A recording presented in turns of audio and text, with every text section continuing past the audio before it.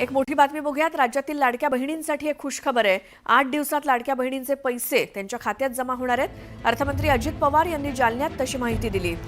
लाडक्या बहिणींवरनं अनेक जण टीका करतात आणि ही योजना बंद होणार असं सांगितलं जाते, पण ही योजना बंद ठेवायची की सुरू ठेवायची हे सरकार ठरवेल, बाकी कुणीही नाही असं अजित पवारांनी ठणकावून सांगितलं। तसंच येत्या आठवड्यात लाडक्या बहिणींचे पैसे मिळतील असंही ते म्हणाले। त्यांच्या या विधानामुळे लाडक्या बहिणींना दिलासा मिळालाय। तर महिलांसोबत वेडवाकडं वागाल तर मकोका लावेन असा इशारा त्यांनी दिला।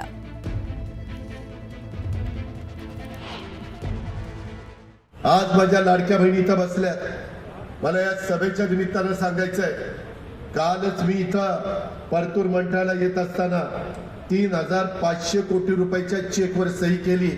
8 दिवसात माझ्या बहिणींना पैसे मिळणार, फेब्रुवारीचे पैसे मिळणार आहेत।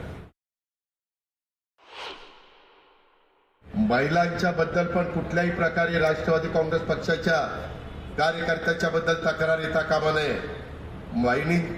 महिलांच्याकडे बघताना मुलीच्या नात्याने किंवा बहिणीच्या नात्यानेच बघितलं गेलं पाहिजे। कुठेही वेडेवाकडे काही कानावर आलं तर मग माझ्याशी गाठ आहे, त्याला मोकोकाच लावी, सोडायचं नाही। आणि सांगायला आलं ना दादा वाचवा, एसपीला म्हणेल त्याला टायर मध्ये घेऊन 6 दिवस सोडू नका तिच्या मायला यायचं।